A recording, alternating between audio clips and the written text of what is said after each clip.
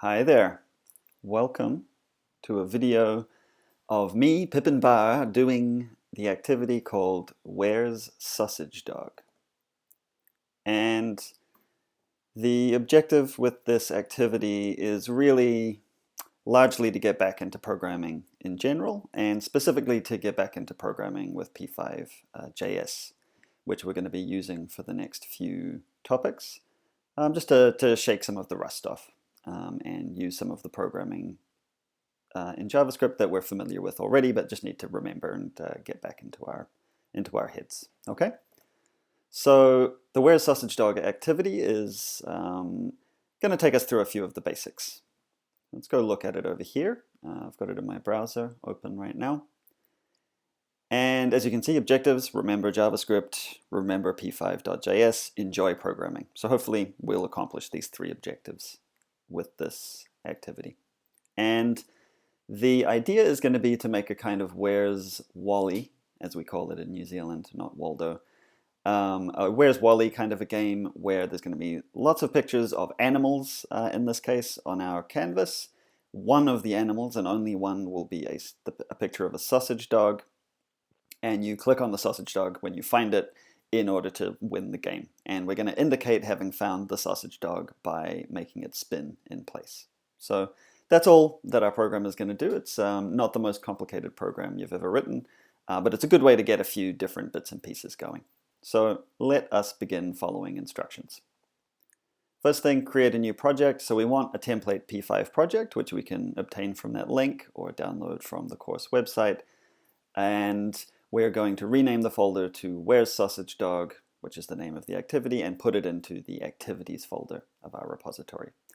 Now, in my case, and you might want to do this too, in my Cart263 repository, I've actually got an unzipped version of the template P5 project folder here. And what I'm actually going to do is I'm just going to copy this folder whenever I need a new template. So I'm going to grab this, and on a Mac I'm holding down Option to make a copy of it, and I'm going to copy it into the activities folder like that. And that means that I have the template project in my activities, and then I can rename this to Where's Sausage Dog. So then I've got the appropriate folder with all of my basic P5 stuff set up for me. And then, as it said in the instructions, I should then commit this to my repository just to be a good guy. So as per usual, in GitHub Desktop, making sure I've got my current repository set to Cart263, I should see that all of those files that I just added in the Where's Sausage Dog folder are showing up, and I can say started Where's Sausage Dog activity, just to be a decent person. And I'll commit and I'll push. Okay, that makes us ready to actually begin work. So let's think about what we're going to need to do before we leap into writing code. First things first, actually maybe first things first is let's actually open the folder, the project in Atom. So there's my Where's Sausage Dog folder. I'm going to drag it onto Atom down here in order to open it as a project. It's not going to work, so I'm going to try and do that in a different way. Actually, since I'm here, I can add a folder here maybe, and we'll do it this way. So I'm going to go Home, Documents, GitHub, Cart263, Activities, Where's Sausage Dog. There we go. Okay, good. And we know that we'll be doing sort of the majority of our work here in index.html. In the script.js. The main thing I also want to point out here is it's a good idea to change the title of your web page. So let's change this to Where's Sausage Dog. That way when we run it, it'll have a nice title in the title bar of the browser. Okay, that's enough of that for now. So, what is the plan? Really, all that this program consists of is a bunch of pictures of animals. One of them is a sausage dog, and you can click on the sausage dog, and that's literally it. There's lots of different ways of writing a program like that, but the way that we're going to approach it is we're going to use object-oriented programming because we want to remember it is one big reason. And because the main thing that appears on the screen is just animals, we're going to have an animal class to represent animals, and then we'll have a sausage dog class that will use inheritance to inherit from the animal, and it will have the sausage dog will have some special abilities that generic animals don't have. And so then the way that we'll make this game work is just display all of these animals on the canvas and detect a click. So here's our plan. We need pictures of animals and a sausage dog, because otherwise we've not got anything to display. We're going to make our animal class that will be able to display an animal which has a specific image on the canvas. And then in our main script, to make sure that that works, we'll add a whole bunch of animal objects. Clearly, we're probably thinking that there will be an array of animals, and we'll display them on the canvas. And then once that works, we will create a specific sausage dog class that extends the animal, and that will be able to display the sausage dog, and will be able to, respond to clicks and know that it's been found by spinning. And then in the main program, we will add a sausage dog object and display it and check for clicking. And then that will complete what we need to do. And then there's a whole bunch of other stuff that we will look at depending on how long I feel I've been talking for, where we'll improve our program with constants and breaking things down into functions.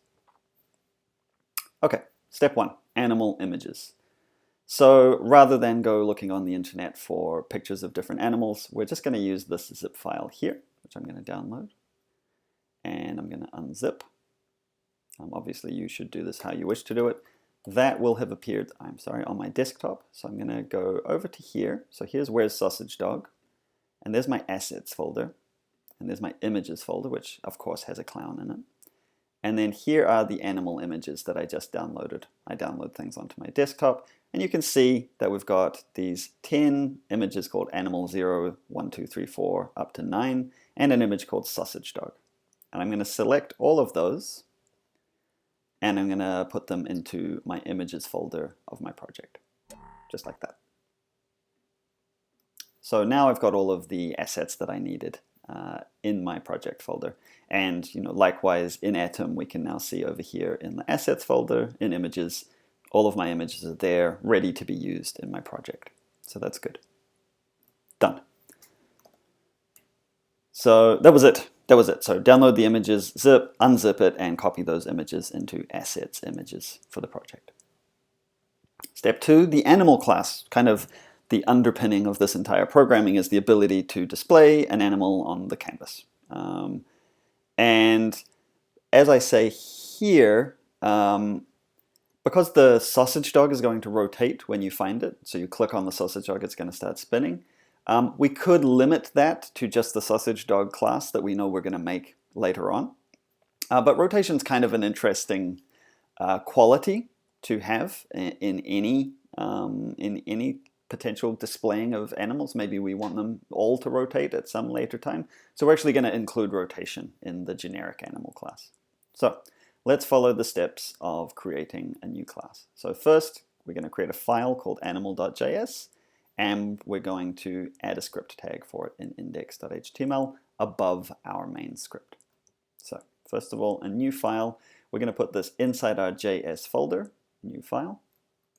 I'm going to call it animal.js. And we are going to include a link to it in index.html here. As always, I usually do this by duplicating my script tag and then replacing it there. So animal.js is now included in my program, although the file itself is empty. And it comes before script.js here because script.js is going to use the animal class. Okay, so here's our empty animal class. Step 2, write in the basic class structure for the animal. And by that, I literally just mean class animal. That's how we declare a class. And then we have curly brackets, and we know that the stuff inside these curly brackets is going to define what an animal does and is like. So that's the basic class structure there. Done. Write a constructor with parameters x, y, and image, and store each parameter in a property, I guess of the same name, and add an additional property that's not set with a parameter called angle. We'll start that at 0. Okay, so constructors, as you will remember, are the special method inside any class that we use to create the thing. And they're useful for kind of setting up what that thing should be like when it comes into existence. So for an animal, we're going to be able to specify where it is on the canvas. It's an X and its Y parameters here, and what image will be used to display the animal. So we can set it to different images so that different animals look different. And we're going to store each one of those into its own property by saying this.x is assigned X. So this.x is the property in the animal class with its X position. Same thing for Y, same thing for image. And then we said we would add an additional property not set through a parameter, which is the angle, which is going to start out at 0. So this.angle is assigned 0. And that's going to be the totality of our constructor. It's not a big complicated one. So an animal has a position, an image, and an angle of rotation. Step 4, and this is something that I want us to start doing when we are using object-oriented programming in this kind of situation, is to have an update method in your class that will call all of the different methods of a class that might need to happen when it updates each frame. In this case, all it's going to do is call the display method, because that's all that an animal actually needs to do. So define a update method. So we write update, no parameters, and I said call a display method, and we need to remember that if we're going to call a method, even one that doesn't exist yet in animal, we say this.display. So display is going to be the method that gets called inside update, and I'm going to define display in just a moment. So the update method calls the display method. Some of my indenting is not very good here. However, write a display method that does a push, sets image mode to center, translates to the animal's position, rotates by its angle, and then displays the animal image and pops. So basically the simple-ish steps that we need to display an image with a rotation. So first of all, define the method display. No parameters, again, doesn't need any parameters. Because we're going to display something, we're going to be using P5's drawing instructions or functions, and so we're going to have push and pop around everything to avoid any problems that might come up later. And then what did I say I was supposed to do? I'm sorry. Push. So image mode, set image mode to center. There's a function for that called image mode, and we write center in all capitals inside of it. Translates to the animal's position. I'm doing this translation to the animal's position because we want to rotate it, and we need to move the origin so that it rotates around its own center. As we know, only the sausage dog is actually going to rotate, but it's nice that any animal could rotate. So translate to the position, which is this.x and this.y. We put this in front of them because they are properties of the class. They're up here. And rotate by its angle. So rotate this.angle. So for most animals, again, that's going to be 0, so it's not actually going to rotate, but it could rotate. And then display the animal image on the screen. So image is the function that we use to display images. We need to provide it with the image to display, which is a property of this class, this.image, which we set up here on line 5. This.image, and where do we want to display it? It's tempting to write this.x, this.y here, but that would not be correct. And the reason that would not be correct in this case is because we've already translated to this.x, this.y. So if we've translated to that position, where we actually want to draw is at 0, 0, okay? Because now that we've done this translate to this.x, this.y, the origin, the 0, 0 point on the canvas, has been moved to where we want to draw this animal. So we draw it at 0, 0. And that's it. That is the totality of our animal class. As noted here, the program doesn't actually do anything yet because we aren't using the class. The animal class just exists, and we now need to add some animals to our program, which is the next step. Deep breath.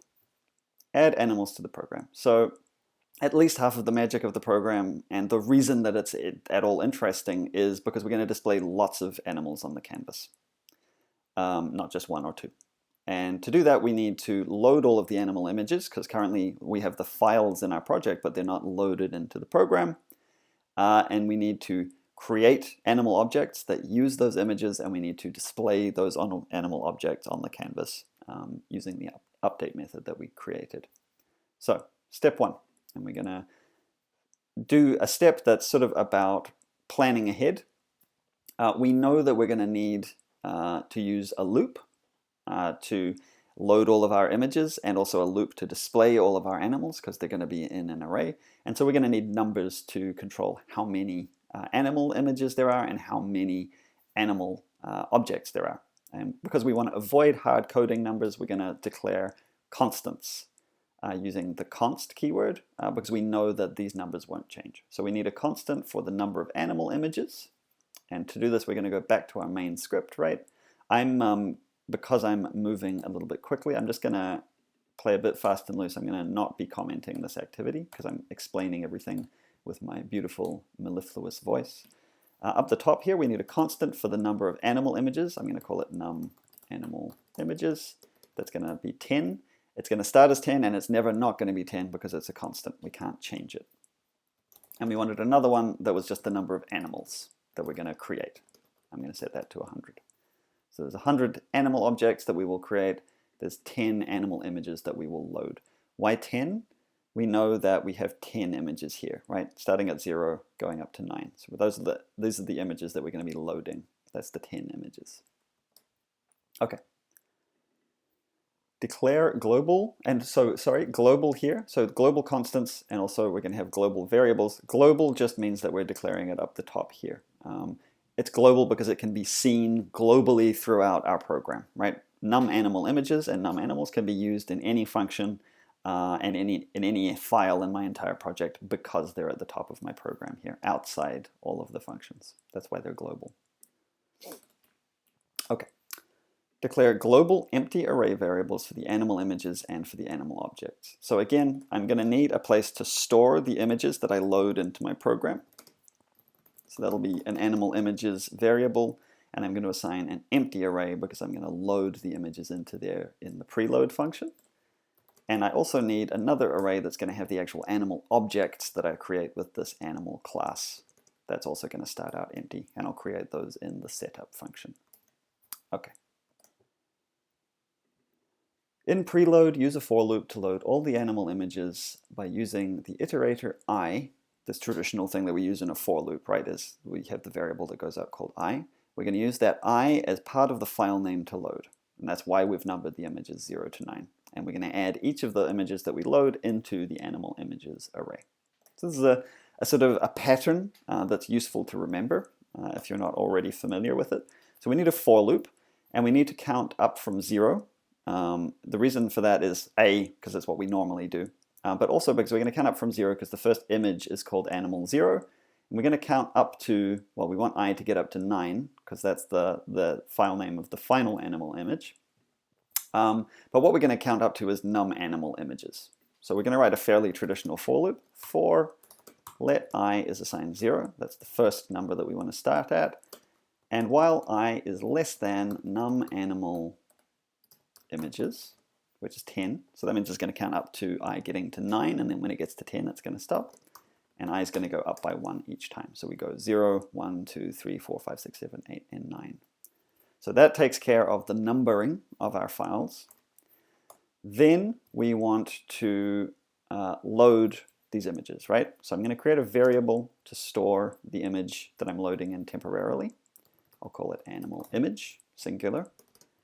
And I'm going to use P5's load image function, which is how we load images. And we're going to load the image that is in assets / images. And here we need to use a little bit of magic, right? Because we need to generate the file name using this I variable that's counting from 0 up to 9. So we know that every file name starts with the word animal, so we can write that in. But then every file name has a number. First 0, then 1, 2, 3, 4, 5, 6, 7, 8, 9. That's what I is doing, right? It starts at 0 and counts through to 9 in increments of 1. So I need to insert the variable I here after the word animal. And in a template string, which I'm using here with these backtick characters, I can do that by doing $ and curly brackets, and then the name of the variable inside. So the first time through, this is going to say animal 0. The second time through the loop, it's going to say animal 1, and so on up to animal 9. In order to load this successfully, I also need to add the file extension after the number .png. So that loads every single image. as we go through the for loop, but we also need to remember that we've got this array here called animal images that I want to actually put these images into. The easiest way to do that is to say name of the array, animal images, and then we're going to say push, which is what we can easily use to add something to the end of an array. What are we going to push? The image that we just loaded. So animal images.push animal image.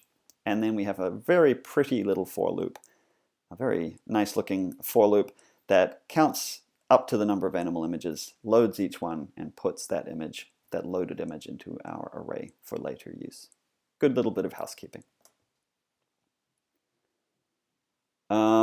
I'm noticing, and perhaps you are also noticing, am I noticing this? No, I guess I'm not noticing anything. Everything's fine.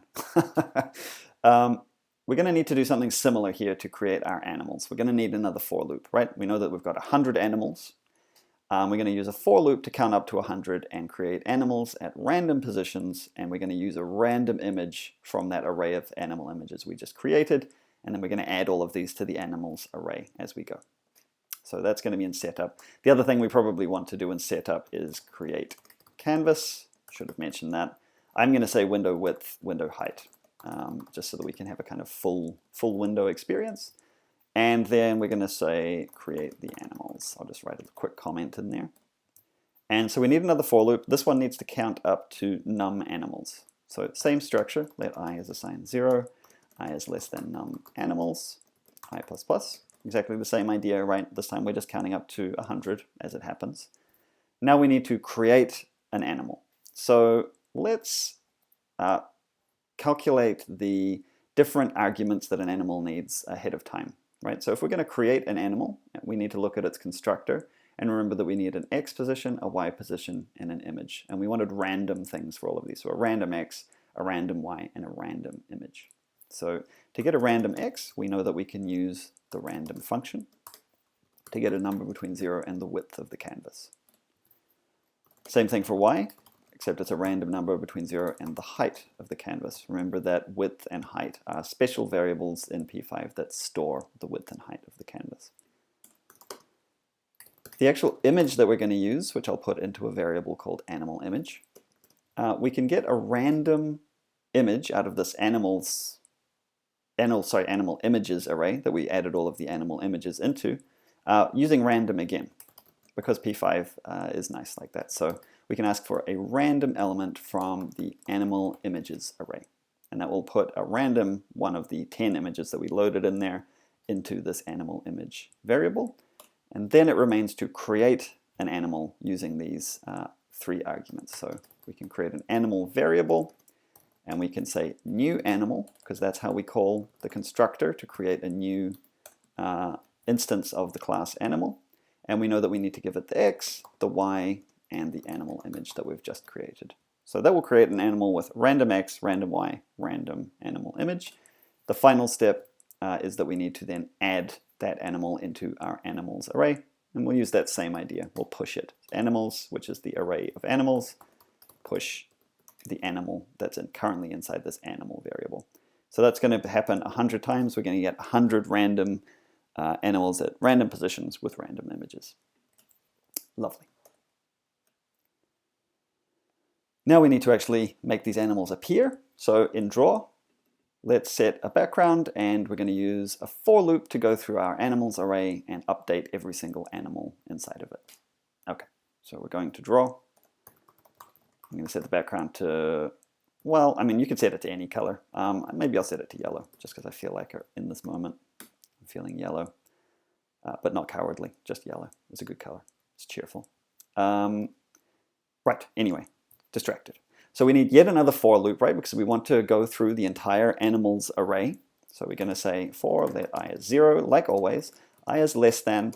Now, we should try and remember that while we could use num animals like this, right? Because we know that there are that many animals in the array. As soon as you've created an array, you should always be using the array.length so that it's always dynamically calculated when you're using your loop. That way you won't run into any surprises if the length of your array changes. I++ to go up by 1 each time. So now we're counting through every animal in the animals array. There are different options here. We could say let's get the animal at position I, like this, and then update it. Because what people normally do is that they don't bother doing this unless things are getting really complicated. What we'll do is actually we'll just say, give me the thing at animal's position I. So start first the 0, 1, then 1, then 2, up to 100. And we want to update the animal, right? Because we know that update will display it, and if it were going to do other stuff, maybe it would do other things too. It happens to only call display. So we want to call that update method. So update the animal at position I. And that's that. So let's go back to our browser, just double check. So in theory, as you know, programming doesn't always work. It certainly doesn't work just in theory. We should see 100 animals displayed on the canvas if we run this program. So let's try and do that. Let me run Atom Live Server. Oh, goodness me, it worked. So I don't need to look at the JavaScript console in this case. So you can see all of these cool animal images. We've got lions and tigers and pandas, oh my, all over the screen. Currently there's no sausage dog to find. That would be a mean game if you called it Where's Sausage Dog and then just gave this program to somebody and there's not actually a sausage dog. You could probably waste somebody's time for quite a while. But that worked, right? So each one of these animals is an animal object in my program with a random position and a random image that we set up and set up. Perfect. So that worked. That worked very well, in fact. Now we're ready for the star of the show, which is our sausage dog. The sausage dog is just a single, it's the same kind of thing, right? It's just another image. It's of a specific animal, the sausage dog. But it's going to be clickable, and if you click it, then it's going to spin around and around to show you that it's special and that you found it. Because what the sausage dog needs to do is very related to what the animal class does. It's like displays as an image in a position. We will use the animal class as the parent of our sausage dog. So we're going to extend that class and just add some extra bits to remind ourselves of how inheritance works, and because it's the right thing to do. So let's begin by creating our sausage dog file and adding it to index.html. As it points out here, we need to remember that the sausage dog needs to be above the script.js because the script is going to use the sausage dog, but also below the animal.js because the sausage dog uses the animal in that it extends it. Just makes sense. So a new file over here in our JS folder, new file, sausagedog.js, and add it to index.html immediately. I'll duplicate the animal line here, copy, paste, paste, and replace that one with sausage dog. So now we're including the sausage dog file in our index.html so that the project can see it. Okay. Write the basic class structure. This is a little different, right? Normally, if we're just making a new class, we would say this, class sausage dog. However, because we know that our sausage dog is going to inherit from the animal class, we need to add the magical phrase extends animal to make sure that we take advantage of all the animal stuff when we create our sausage dog. So class sausage dog extends animal, with a singular animal there, because it's referring to the name of this class over here. Okay. Write a constructor with parameters x, y, and image. Okay. Write the constructor. So it's the same constructor format as the animal, right? X, y, and image. So it's the constructor. And I can see I've messed up the indenting here again. I'll try and fix it. Because we're extending the animal class, we want to call the animal classes constructor, and we do that using super. And we'll pass along the exact same parameters because we know that the animal class takes care of x, y, and image. So we say super, x, y, and image. That will call the animal version of the constructor, which will save those properties and set up an angle for us. We're also going to add a couple of things to our sausage dog. We're going to add a property called found that will start out as false because the sausage dog hasn't been found, but we'll set that to true when it does get found.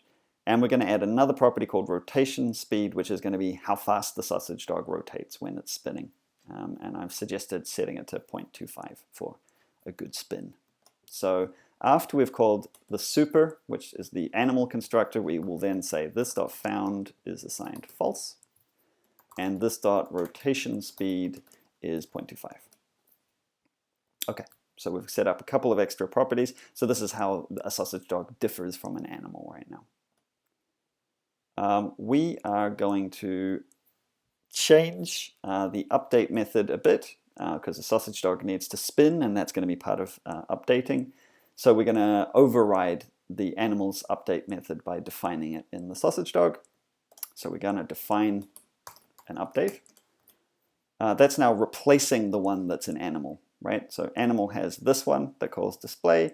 By defining one called a method called update in sausage dog, sausage dog is currently no longer using the animal's version of update. However, the first thing we're going to do is we are going to want to use the animal's update because we want to do default animal things. So we're going to say, actually, I think that instruction is less good. I'm going to say super.update. So it's going to do all of the updating from animal, ignoring this. So that should say update there, really. I'll fix that. And then it's going to check if the found property is true. So if the sausage dog has been found, so if the found property is true, then we're going to add the rotation speed to the angle. That's what's going to cause the dog to spin, right? So if the found property is true, so if is an if statement that we use to check whether something is true or false. What are we going to check? The found property, this.found. Remember, you can check if it's equal to true like this with the triple equals sign. But you don't need to because found just has true or false in it. You can just say if this.found, which I think scans a little better. It reads a little bit more like human language. So if this is found, this sausage dog, then we want it to spin. So we're going to say this.angle, which is a property we know that it has because it's an animal. And we're going to add on the rotation speed to the angle. And to do that, I'm going to use plus equals because that's a very common way of doing this kind of thing. This.angle plus, we're going to add on this.rotation speed. And that means that when the sausage dog updates, if it's been found, its angle is going to keep going up. And that's what's going to cause it to spin over time. Okay. We're also going to, and remember, of course, that this.angle is being used inside the animal's display method, right? It's being used here. So if the sausage dog is updating its angle, when it gets displayed with the version of display in the animal, it's going to spin. Okay, back here. We're also going to want the sausage dog to respond to the mouse. So we're going to add a mouse pressed method to our sausage dog. So let's do that first. Mouse pressed is the name of the method. You probably remember what we're going to do is call this mouse pressed method from the main script when we go and edit over there so that the sausage dog will be notified whenever the mouse gets clicked by the main program. And what are we going to do? We need to check whether the click was inside the dimensions of our sausage dog. Remembering that when the sausage dog gets displayed, it's centered because we use image mode center. And the other thing what we're going to do is we're going to use the width and height properties of the image. So the image is a property of the sausage dog, this.image, and that image has width and height properties that tell you the dimensions of that image. So let's take this on. So how do we know if the mouse was clicked inside the sausage dog image? There are different ways of doing this. We could calculate the distance from the mouse to the center of the sausage dog image. That would be one way to do it, but that would be assuming that the image is kind of defined as a circle, and the image is definitely a rectangular shape. So let's use that version. So what we want to do is we want to check four things, and this is a pattern that we see a lot. So if mouse x, which is the mouse position on the x-axis, is greater than, we want it we care if the mouse's x position is to the right of or greater than the left-hand side of the sausage dog. So that would be this.x, that's the central position of the sausage dog, that's in the middle, minus this.image.width. That tells us how wide the image of the sausage dog is, and we want to divide it by 2 because we want to get the left-hand edge. So the central position minus half the width will give us the left-hand edge of the sausage dog. And we also want to make sure that the mouse x is less than or to the left of the x position plus the image width over 2. So that's going to tell us if the x position is inside the horizontal space of the image. And we need to do the same thing for mouse Y. If it's greater than the Y position minus the image's height property divided by 2, and the Y position is less than the Y position plus the image's height property over 2. It's a neat thing that the images that you use in P5, they have these width and height properties that tell you the actual dimensions of the image. The only thing to remember is if you scale the image when you're displaying it, which we're not doing, that's why we can do this, but if you do scale it, then this won't be accurate, right? Because it won't be accurate to how the image is being displayed on the screen. This only works if your image is the correct scale to begin with. So if all of those things are true, and you click on the sausage dog, then we should say that it's been found, right? Because you successfully clicked on exactly where the sausage dog is. So this.found, which is the thing that tells us whether or not this sausage dog has been found, is assigned true. Perfect. Perfect. That's good. And that was step 12 that we just did then. So if the mouse was clicked inside the dimensions of the sausage dog, then we set found to be true. So we're almost finished now. Now we need to add the sausage dog to the program. That's the final kind of big thing that we need to do, because we need a sausage dog to be somewhere on the canvas so that it can be clicked on. So what do we need to do? We need to load the image of the sausage dog. We need to create a sausage dog object, and then we need to display the sausage dog on the canvas, and we need to tell the sausage dog if the mouse has been clicked. So let's do those things. So global variable for the sausage dog image and the single sausage dog object. We don't need arrays with the sausage dog because there's only one. So we just need a single variable to contain the sausage dog. So let's head back to the main script, up to the top. So sausage dog image is going to be undefined to begin with, right? Because we haven't loaded it yet. And then the sausage dog itself, also undefined because we haven't created it yet.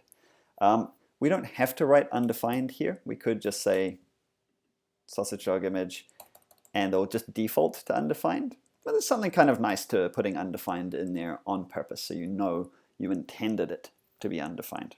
Then nobody needs to doubt whether or not you forgot to put something in there. Okay. In preload, load the sausage dog image into the sausage dog image variable. So that's just using load image to load the correct image. The image name, so it's called sausage-dog.png. So after we've loaded all of the animals, we can say sausage dog image is assigned load image assets images. And we don't need any fancy variable stuff here because we know exactly what the image file name is called, sausage-dog.png. So that loads our image. So now we've got the sausage dog image loaded. In setup, we need to create a sausage dog object and store it in the sausage dog variable. We should again put the sausage dog in a random location because that clearly makes sense because we don't want to know where it is, or we don't want it to always be in the same location, but we should use the sausage dog image. So down here, after we've created all of our images, all of our animals, we can say sausage dog. Actually, let's generate our random positions, I suppose. Let x is a random number between 0 and the width, and let y is a random number between 0 and the height. Sausage dog is assigned new sausage dog, because we're creating a sausage dog. And what does a sausage dog need to know? It needs an x position, which is a random number, a y position, which is a random number. But then the image that we want to pass through to our new sausage dog is not random. We should pass the sausage dog image, which is inside the variable sausage dog image. This is why variable names are useful. So we've created our sausage dog. It exists. What remains? Well, in draw, we need to call the sausage dog's update so that it actually displays on the canvas. So let's do that after the animals.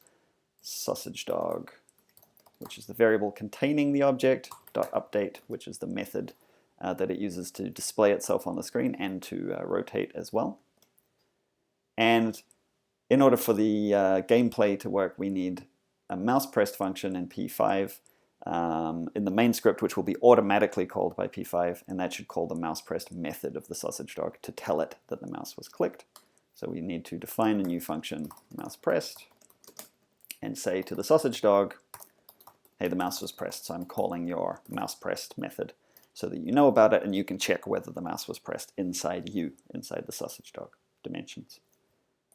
In theory now, that should be our working program. So let's go and see if that's actually true. Well, it did not crash, which is remarkable. So it remains to find the sausage dog. Can you see the sausage dog? Are you screaming at the screen yet?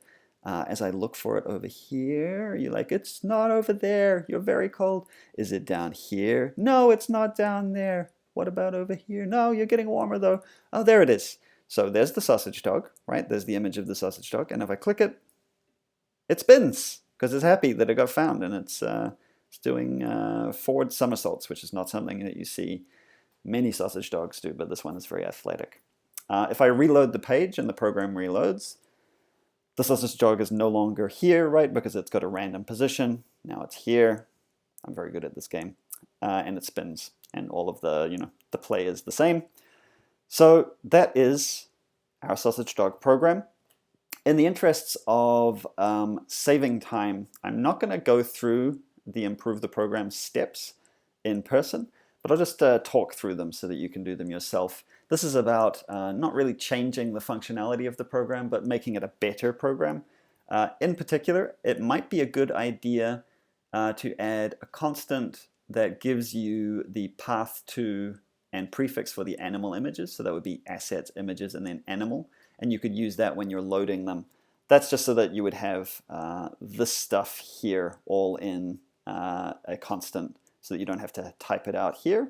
That would just make it slightly easier to change, maybe if the program was more complicated. That's not super important. You could do the same thing for the location of the sausage dog image. You could put that entire string inside a constant and use that. You could then also just create a few extra functions to break things down. So instead of having this loop, sorry, what am I thinking about here? In setup, instead of having this loop inside setup, you could have a function called create animals that would do this. And likewise, you could have a function called create sausage dog that would do this. You would just move these chunks of code into named functions just to tidy things up a little bit and make it look nicer. What else could you do? Create animals. Oh, and then another maybe nice thing that you could do is you could create the randomized animal stuff, and you could put that into a separate function as well called create random animal. Again, you don't have to do this kind of stuff, but it does lead to nicer, more readable programs and slightly higher style grades. And you can do similar things for the specific updating steps of the animals. Again, in draw, you could move this loop into a separate function called update animals. And if you really wanted to, you could move this one line of code into a function called update sausage dog. Arguably, it's sort of arguable whether that's necessary, since this is just a single line of code anyway. This draw function doesn't look too bad, really. In animal, if you wanted to get fancy, which you might well, instead of having the sausage dog know about this idea of checking whether the mouse overlaps with its image, you could write a function, a method, inside the overall animal class called overlap that returns true if the mouse position is over the animal's image and false otherwise. And then you could use that in the sausage dog to have a sort of a cleaner code. And in fact, why don't I do that quickly? I just think that this is a nice idea. So let's grab this. Let's grab this whole if statement, actually. No, let's grab this. We'll grab the condition, okay? So this is the condition that checks whether the mouse position is within the boundaries currently of the sausage dog, right? This.x minus image width and both directions. So let's copy that, and let's create a new method in our animal called overlap. And what I want that to do is I want it to return true if the mouse is overlap, and it's going to take two parameters, an x position and a y position, and I want to check if that x position and y position represent a point inside the animal. So what would I do? Well, I'm going to use a very similar condition. So instead of mouse x, I'm going to use the x that gets provided as a parameter here, and instead of mouse y, I'm going to use y as the parameter. And what this does is it makes it more generic, right? Now this is a method that can check whether an xy point is over any animal's image. And that could be useful later if you're wanting to check other kinds of things, like is the mouse over any of the animals, or is some other thing overlapping with animals, some other point overlapping with animals. So if that is true, we should return true from overlap. And if it's not true, then we should return false from overlap. So overlap itself doesn't do anything. It checks whether this point is inside the image of this animal, whichever animal it is. Could be a polar bear, could be a sausage dog, and returns true if it is and false if it isn't. Then we can use that inside sausage dog. So instead of having this big bulky thing here, we could just say if there's an overlap with mouse X, mouse Y, and this dot overlap, right? Because it's a method. If this dot overlap mouse X, mouse Y, then the sausage dog is found. And this looks sort of nicer, of course, because we've moved the complexity elsewhere. But it's also good because this overlap function is now a bit more generic and we could use it for other purposes. And that's always a nice thing to think of if you can. Okay, so those are the tidying steps that you may or may not feel like that you have the time to do. But this is the kind of thinking that you should be doing if you want to write nice programs. And so we're done. We've got the basic experience here. Does what it's meant to do after adding that overlap idea. There's many ways that you could improve or change how this program works. It's quite a flexible kind of experience, and I certainly invite you to think about that and how you might like to improve on or otherwise change the sausage dog experience. That's it for this activity, and hopefully that was reasonably straightforward. If it wasn't, hopefully it showed you a few things that you maybe want to review a bit more, and to make sure that you're feeling kind of solid with all the different pieces of JavaScript that we'll be using moving forwards. Okay, so thus concludes the activity called Where's Sausage Dog? See you in the next one.